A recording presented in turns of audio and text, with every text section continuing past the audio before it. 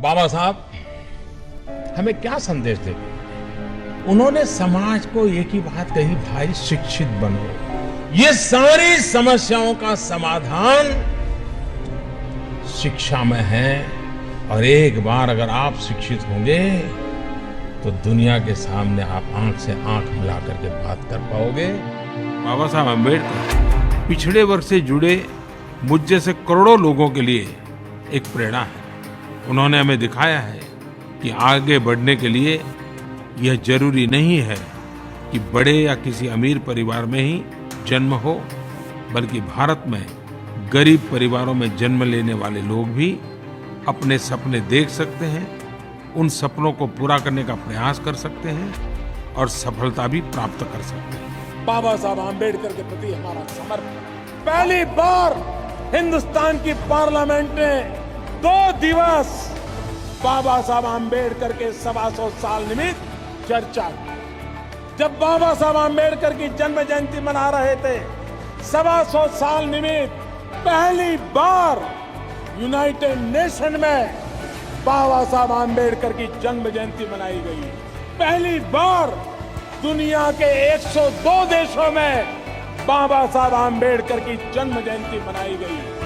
भाइयों बहनों, हिंदुस्तान में हमने पंच तीर्थ का निर्माण किया। बाबा साहब आम्बेडकर का जन्म स्थान मऊ, मध्य प्रदेश में भारतीय जनता पार्टी आई तो उसको भव्य स्मारक में हमने परिवर्तित किया। बाबा साहब आम्बेडकर ने लंदन में जहां शिक्षा पाई थी और जिस मकान में वो रहते थे, वो मकान बिक रहा था। हमें पता चला, महाराष्ट्र सरकार के साथ मिलकर के बाबा साहब आम्बेडकर के लंदन के मकान को हमने एक तीर्थ के रूप में डेवलप कर दिया। उसको आज भारत सरकार ने, महाराष्ट्र सरकार ने ले लिया और वहां हिंदुस्तान का कोई भी नौजवान जाएगा, बाबा साहब आम्बेडकर कैसे रहते थे, पढ़ते थे, ये देखेगा और एक नई प्रेरणा लेकर के आएगा। मुंबई में जहां बाबा साहब आम्बेडकर का अंतिम संस्कार हुआ था, कई सालों से मेरे दलित भाइयों बहनों की मांग थी कि वहां पर बाबा साहब आम्बेडकर का एक स्मारक बने। इंदू मिल की जगह थी।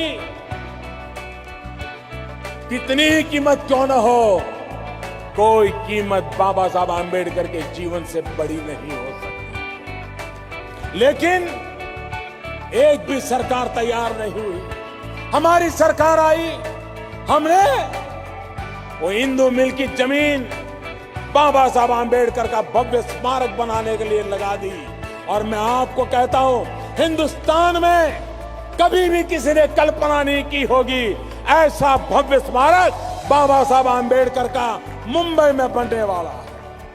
हमने दिल्ली में डॉक्टर बाबा साहब आम्बेडकर के स्मारक के लिए एक बहुत बड़ी व्यवस्था खड़ी की। ये पंचतीर्थ सिर्फ और सिर्फ भारतीय जनता पार्टी की सरकार ने बनाए, भारतीय जनता पार्टी के नेतृत्व में बने।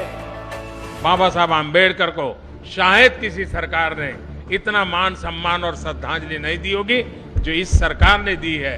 और इसलिए बाबा साहब को राजनीति में घसीटने के बजाय बाबा साहब आम्बेडकर ने हमें जो रास्ते दिखाए हैं, उस रास्ते पर चलने के लिए हम सब अगर प्रयास करेंगे, जिसके अंदर बंधुता इसका महात्मा है, उस बंधुता को छोड़ करके हम कभी आगे नहीं बढ़ सकते हैं। हमें हर किसी के कल्याण के लिए सबका साथ सबका विकास, इसी मंत्र को लेकर के हम चले हैं और हम समाज के आखिरी छोर पर बैठे हुए लोगों के हकों के लिए जीने मरने वाले लोग हैं।